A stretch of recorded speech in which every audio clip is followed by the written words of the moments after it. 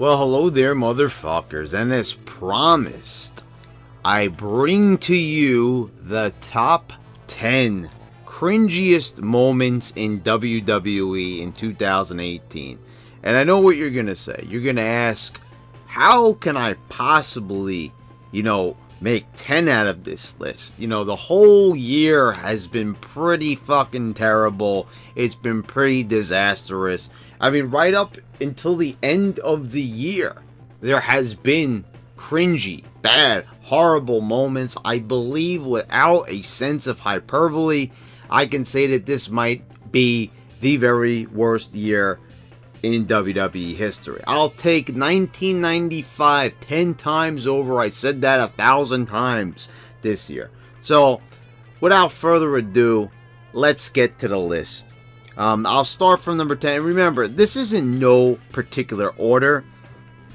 It's, pretty open to interpretation, but rest assured, all these moments deserve to be in the top 10. And some of them might not be specific moments. A little bit of leeway to make the list fun and not so strict. So, let's start off. At number 10, Seth Rollins. Yeah, right off the bat, he's a person. No, many of the moments of Seth Rollins this year have been cringy. We've seen it with this Dean Ambrose feud.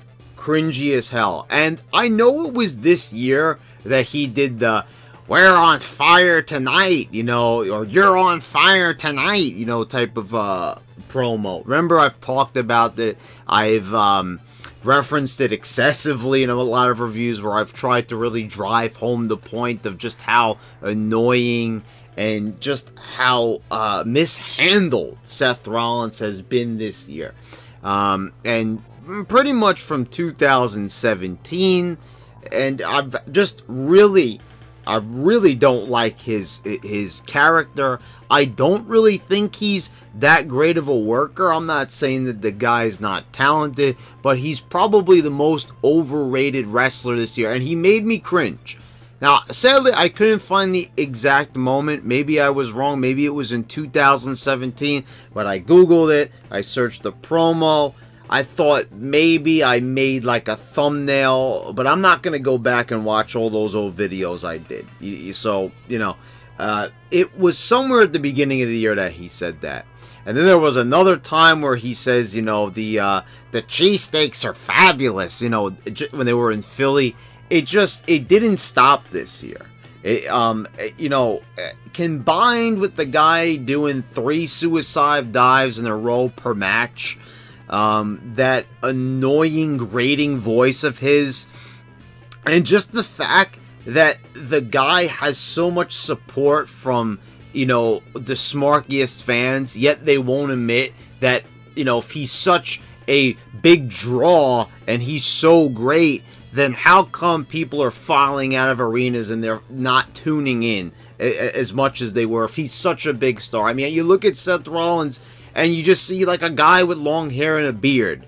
How come when we looked at Mick Foley, who was a guy with long hair and a beard and not even in half as good a shape as Seth Rollins is, how come we saw a star there? Ever stop to think about that? Well, he's earned his spot on number 10. He's immortalized, guys. So you can complain in the comments all you want, but I don't like Seth Rollins. I think he's a dangerous worker. I think that, the guy doesn't know how to sell. He needs to, I'm not going to be mean and say he should go back to wrestling school, but he should probably remember what he was taught. Stop being such a spot monkey. Stop trying to appeal to the crowd. The thing is, he's already gone on record talking about the fans. At SummerSlam, people did the wave during his match. Just at the TLC, his match against Dean Ambrose, people were chanting boring. So I think little by little, Seth Rollins is kind of getting clued in that, people just are not going to just sit there and enjoy his matches just because, he does a lot of different high-flying moves and he does 1,000 moves per match. It's like no one gives a shit about this. It's like, how come Stone Cold, how many moves did Stone Cold and The Rock do? How many moves did The Undertaker do? How come those are the most how about Hulk Hogan? How about Macho Man, who's considered to be an even better technical wrestler than Hulk Hogan? Name all the moves he did in the ring. Wrestling is not about moves. You know, it's about personality. It's about larger-than-life. Nobody gets this. This is why no one's watching, because no one cares about how many high-flying moves Seth Rollins does, how many moves from Japan he works into his moveset. The lame-ass character, I mean, no, that part's not his fault. He worked better as a heel. He was more appealing in 2015. But, you know, you put together all the injuries he's been responsible for. That's what drove me so crazy about, you know, Nia Jax punching Becky Lynch, giving her the concussion, and everyone was saying she needs to go back to NXT. When the truth really is that, you know, Seth Rollins is in a much bigger position, a much grander stage. You know, there's talk of him main eventing WrestleMania and winning the title from Brock Lesnar, which I just think would be a total nightmare. And if you want to drive away even more fans, that would probably be the way to do it. So Seth Rollins is definitely one of the cringiest, if not the cringiest wrestler on the roster at the moment. At number 9, Strowman wins the tag titles. With I forgot what referee it was. Was it Jack Doan? It was somebody. Whatever the case may be, he picks a kid out of the crowd. We're all thinking that he's going to pick Elias. You know, he had been beating him up for weeks and weeks. We're like, okay, but you know what? They're probably going to set their differences aside because Elias has been getting a lot of TV time. They were making him look like a damn goof, but, you know, maybe they'll just put him out there with Strowman. We're thinking maybe there's talk of, you know, Hulk Hogan. You know, I think around this time, around WrestleMania time, they were putting him back in the Hall of Fame. They were working on forgiving Hulk Hogan. They were in talks. So we're like, oh shit, Strowman and Hulk Hogan. I mean, you know, Strowman was already over, but, you know, Hulk Hogan there, that's going to be pretty epic. We all pretty much agreed, smarks and fans, you know, casuals and everybody in between agreed that Strowman deserved better than the tag titles at WrestleMania. But, you know, lo and behold, he teams with a fucking kid from the crowd. That's the best that they could do. That's the best that they could come up with, and that's what they gave us. So they faced Sheamus and Cesaro for the tag titles, and they ended up winning. Strowman does all the work, tags in the kid gets the pin. The very next night on Raw, they relinquish the tag titles because they realized it was stupid, completely making the whole entire angle worthless and moot. So, you know, if you want the one of the dumbest moments of all year, you know, this was probably it.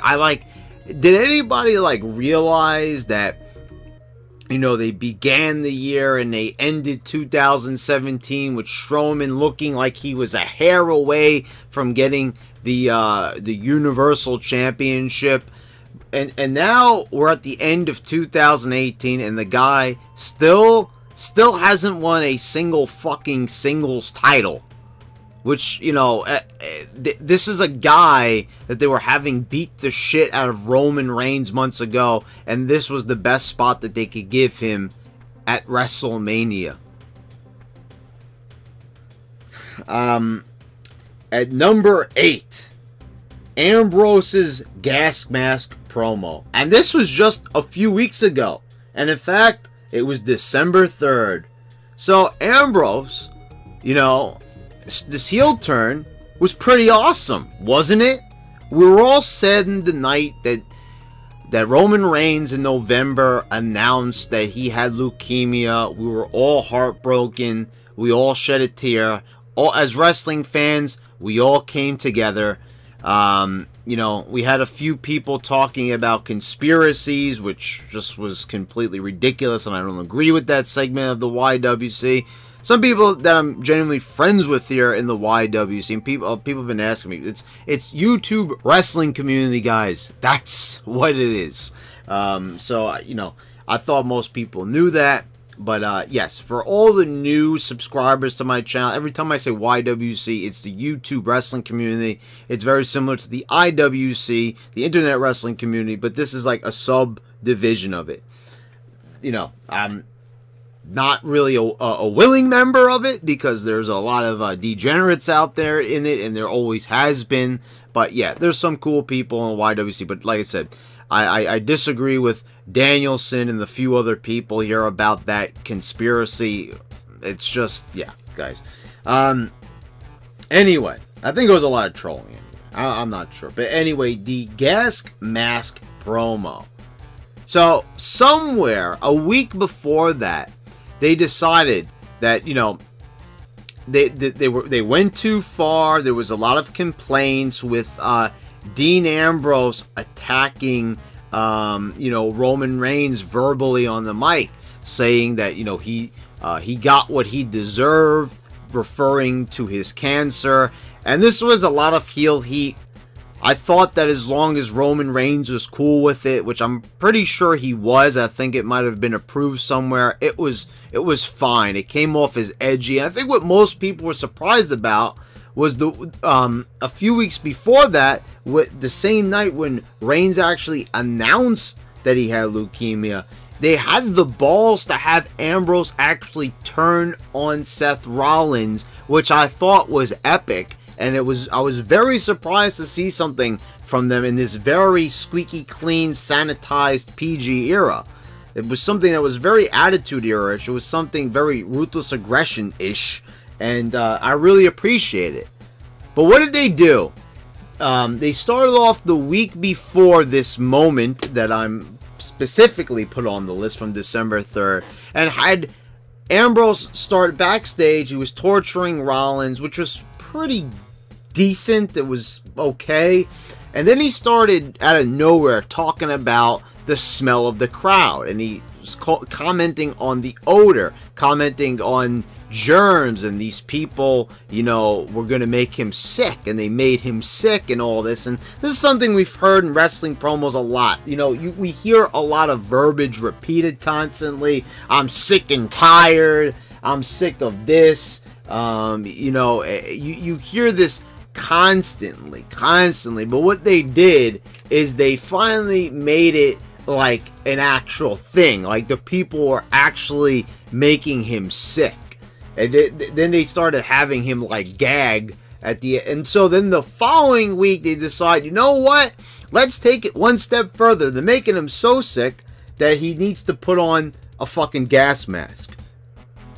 Like, so he's out there with a gas mask. And it's just the goofiest fucking thing I think I've seen. I don't want to say all year because this list is not even done yet. But it was certainly one of the cringiest things I saw from Ambrose all year. And you know what the scariest part of this is? The fact that this storyline with Seth Rollins isn't even over yet. It's going to go into 2019, folks. Yeah. At number 7, Anger Management, July 2nd. So, leading up to this, Bayley and Sasha were involved in like a bitter rivalry. They were beating the shit out of one another. The fans were... You know what was funny? Bayley was the original Becky Lynch. She got cheered simply for turning heel because, you know, I guess everyone was just sick of the whole hugging gimmick. And so it was ironic because, you know, one of the biggest baby faces on the roster finally turned heel. So, you know, everyone was ecstatic for that. So, the thing is, basically all that hype that Becky Lynch gets is just because she's just a heel. Just for being a heel, that was enough to make the crowd pop, which is just fucking mind-blowing. Just like how simplistic the thought process is of some of these people. But So they were in this Bill rivalry, and the thing, what was funny about it is previously in the year before WrestleMania, they started like having disagreements, and then they kind of led into this battle royal, and they, you know, were kind of in a rivalry, kind of not. It kind of depended on what week it is. This is the type of consistency that we had in 2018. We didn't even know the characters of these people. You know, like, at least the bare minimum, you should be able to tell if someone's a good guy or a bad guy. But they couldn't even get that down. And that was at the beginning of the year, when people were actually saying the product was, like, slightly better than the present time of which I'm making this video.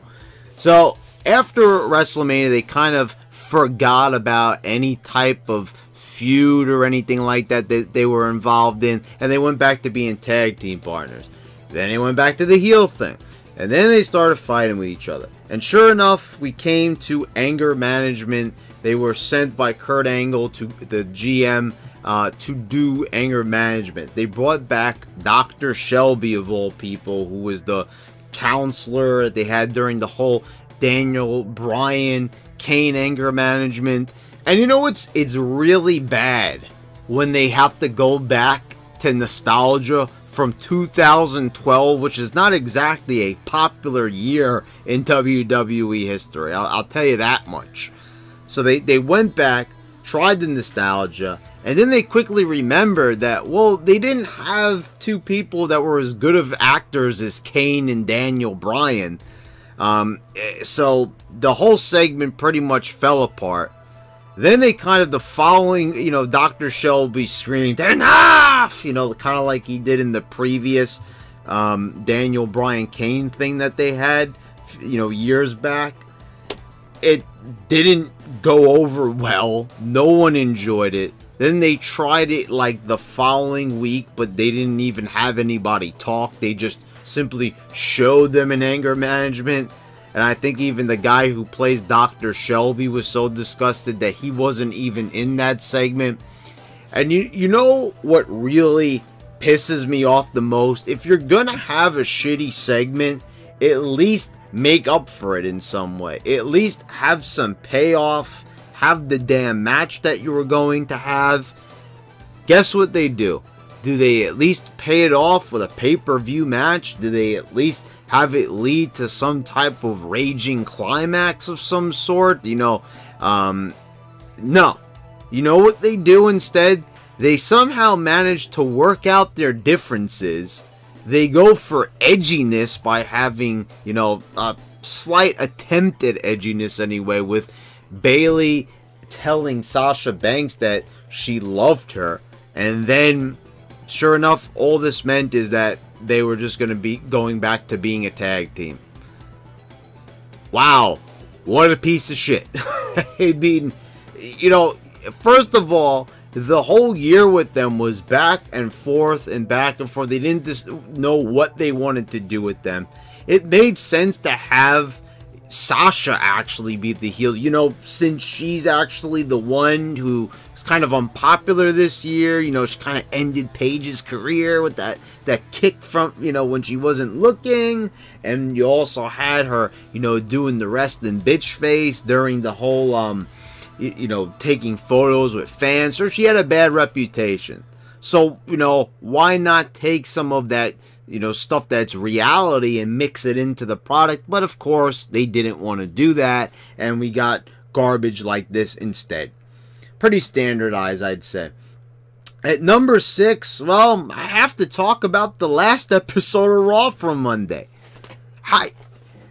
You know, when's the last time you heard a list where actually one of those moments barely even occurred a week ago? Welcome to WWE 2018, folks. Soon to be 2019. I mean, so the past few weeks leading up to this Raw, you had one of the lowest rated Raws of all time, and then following that, you had the lowest rated Raw, the lowest rated one of all time, even lower rated than anything from the much hated 1995. Wow, that's pretty substantial. If you could manage to do a Raw that is lower than anything contained within WWE's pretty much agreed upon most hated year, you've really accomplished something grand. And by grand, I mean in the most horrible way possible. So, you know, they were like, okay, we gotta turn it around. So what did they do? They decided, let's have Vince McMahon come out on Raw. Let's make sure we get those ratings up. We're going to actually bring out Vince McMahon. So they bring out Vince McMahon. He looks absolutely awful. I mean, the guy looked like a mummy unwrapped, you know, after like millennia. And he just, you know, he proceeds to tell us that we're going to take care of all of Raw's problems. We're going to take care of all of SmackDown's problems. We're going to take care of all the problems in the whole entire product. We're going to change this whole entire game. And how are we going to do it? By having the McMahons run the shows. And you know what the funny thing about this was? Weren't the McMahons already running the shows? Wasn't Shane already on SmackDown? Wasn't Stephanie already on Raw? Okay, they weren't there every single week, but they were in essence running the shows. So, okay. So, there you go. It's pretty much the same thing already to start out with. So, they make this whole announcement. They say there's going to be new faces, new matches. Of course, there's no mention of building stars, building characters, the caliber of Stone Colds and Rocks, or at least on the level of John Cena and Batista at the very least. Can we at least get that? No, we're not going to get that. It's just going to be new faces and new matches. So really, technically, Elias is still pretty much a new face. He only got there in 2017 after WrestleMania. You would think that maybe, you know, and Braun Strowman, I mean, you know, he's only been there since 2015. They'd only been seriously pushing the guy from about 2017 on. So you would think maybe just, you know, maybe they would focus on getting those guys over first. No, but it was more people. That, you know, like, that's the last thing they need is more fucking wrestlers. They think they got enough. They just can't handle the ones that they have. So already they missed the point. They were addressing all the wrong problems. Everyone was all excited. And of course, your old friend Brad was right here telling you not to get excited because he already knew how it was going to go. But of course, you know, there was probably people out there who probably were a naysayer and said, oh, I'm being negative. But of course, I was right again, you know, because I've been watching this product for a very long time. I kind of know how they think. Sure enough, like I said, I was right. And what did they do?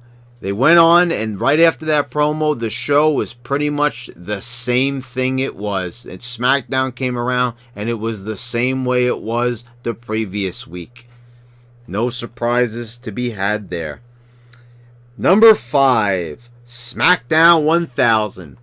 So, we already knew how SmackDown 1000 was going to turn out because, well, Raw 25 wasn't any good. So, you know, why would SmackDown 1000 be any better?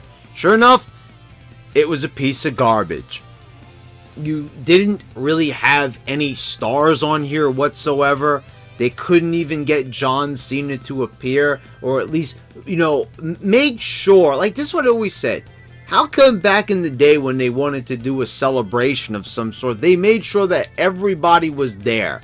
But somehow now, it's like they gotta make 1,001 different exceptions because, you know, they're just so disorganized. Like, this is the biggest wrestling company, and they can't even get a certain wrestler to appear on there.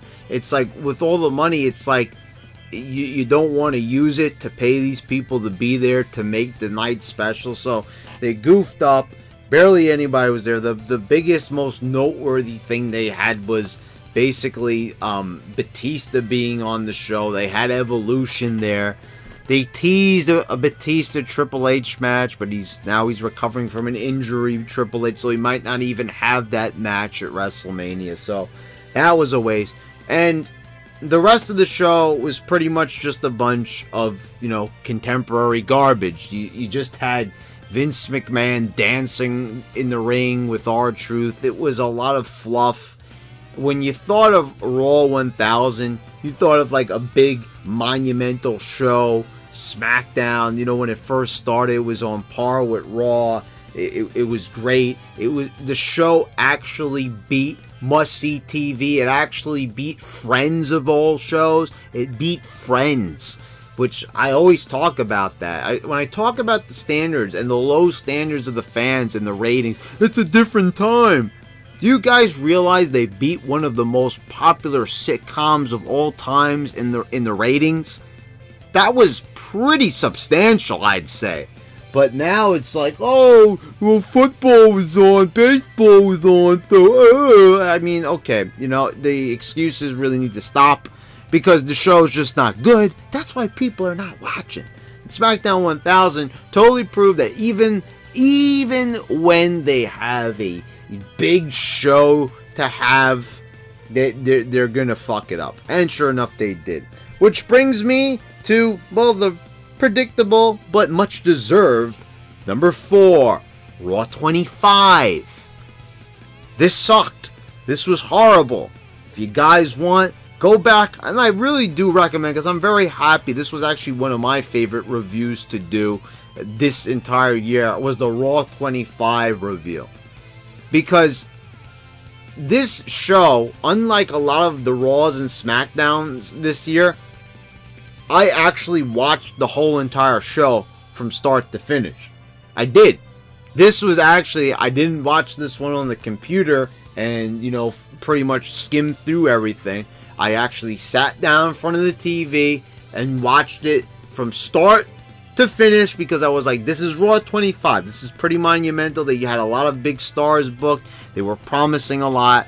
I said, okay, maybe, just maybe, some of this, I knew not to get my hopes up. I said, but maybe some of it will be good. They've got The Undertaker there. They've got DX already there. JR and The King are there. They're going to have part of the show from the Manhattan Center. I was like, this sounds pretty exciting. Some of it has got to be good. There's got to be something on there that I'm going to enjoy at the very least. So I said, let me watch the whole show. I watched the whole show and oh my God, 3 hours down the drain. Not only was it terrible, but it might have been one of the worst Raws I've ever seen. And that's not just because it was Raw 25. It's just because it was so horribly fucking done and booked. It was a mishmash of nothing. It was, as I described in my review, and I still hold true and why I'm so happy with it. Because I said it perfectly. It was a bunch of people standing around and not doing anything. It was just like, well, here I am, guys. This is nostalgia. They had The Godfather just like, you know, there with Mark Henry. Mark Henry's telling him, oh, it's a different time now. I don't do that with the ladies anymore. Like, what the hell? Like, were you trying to, like, ruin everybody's lives with this show? I mean, honestly, you couldn't stay committed to these characters. You had to, like, ruin everybody's day. I mean, this was fucking awful. This was horrible. This was bad. This was one of the worst things I've seen all year. And not only that, I mean, I don't know what it was. They caught JR and the King, like, with their eyes shut, and there was this whole controversy that they fell asleep. Even if they did fall asleep, I wouldn't blame them. First of all, what they did was, they had most of the show at the Barclays Center, and the other part of the show was at the Manhattan Center, which I said was a really interesting, cool concept. But the only problem was, there was times when they didn't even show anything at the Manhattan Center. Most of the show took place at the Barclays. You'd think that they would have booked most of it in the Manhattan Center for nostalgic purposes. Or how about this? Even it out at least. There was a clear almost hour and there was people chanting, we want refunds. This was and this was at the beginning of the fucking year. This was a telltale sign that this year was going to be shit. And sure enough, it was. And then to cap it off at the end, you had like this really just ridiculous segment where it was just D-Generation X and the Balor Club of all people, you know, like DX and the Balor Club, and the whole thing was, oh, because we do the click thing, the too sweet, we're brothers.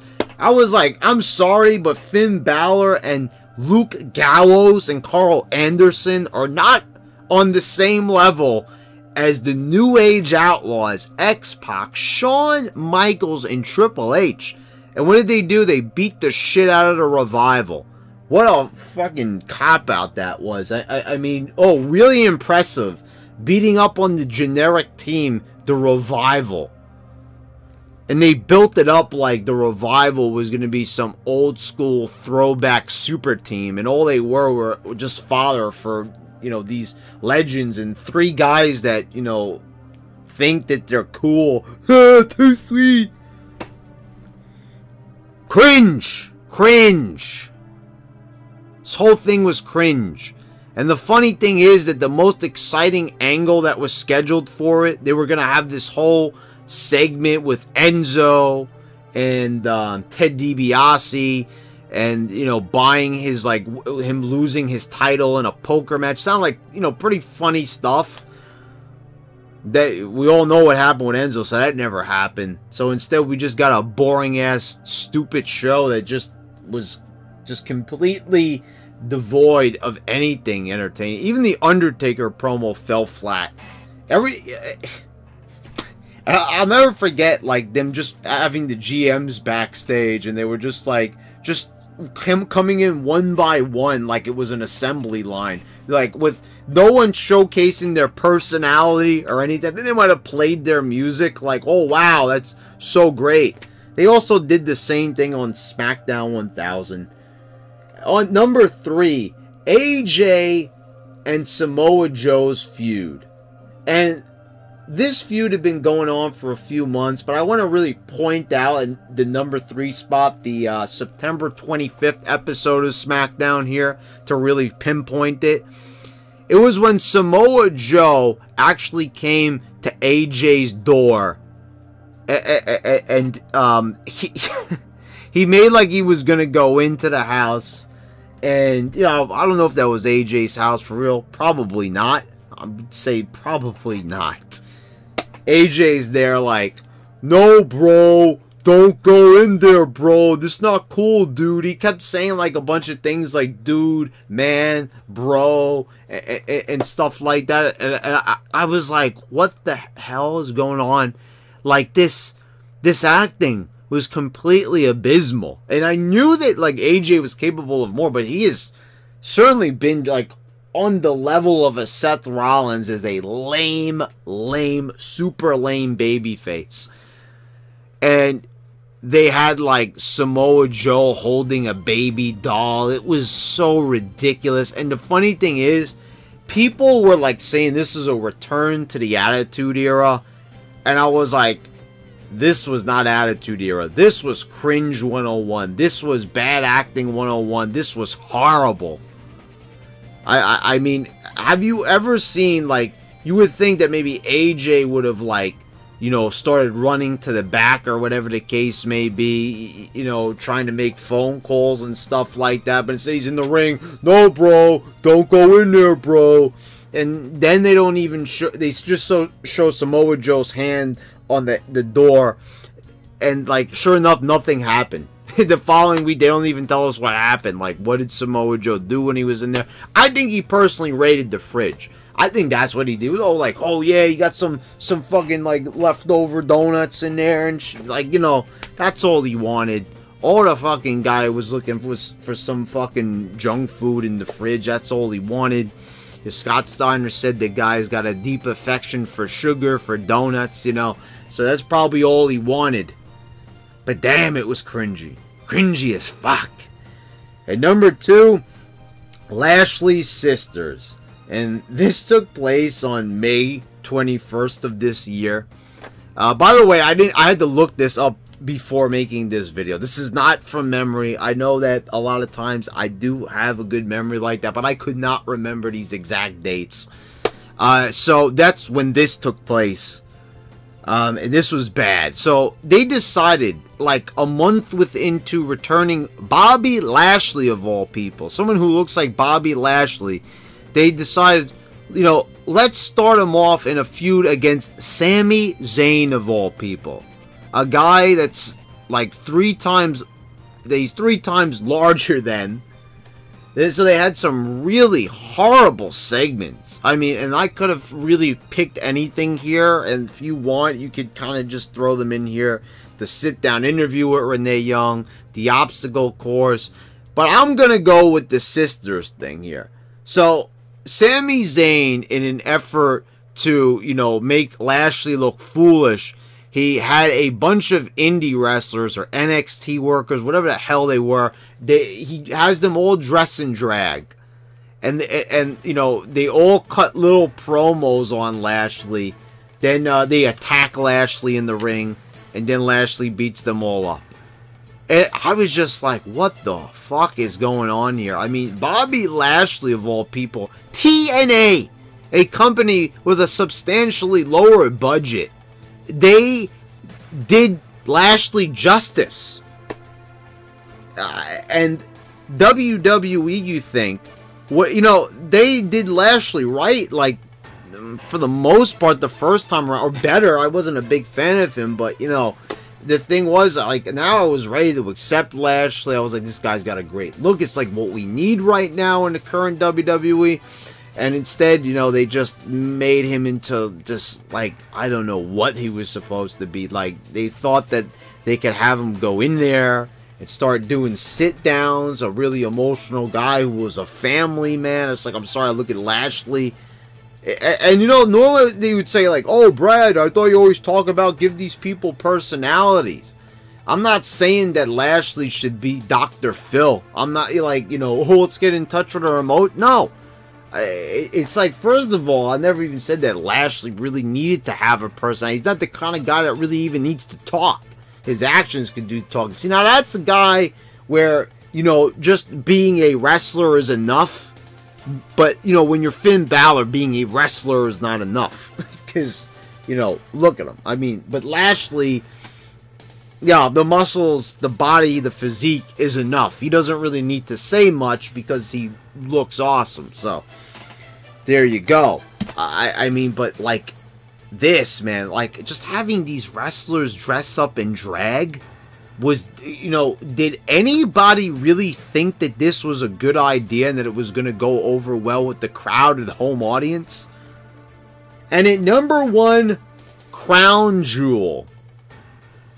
And you people know how many videos I made on this. You know how much this bothered me. You know how much I was protesting this show. And I didn't watch it.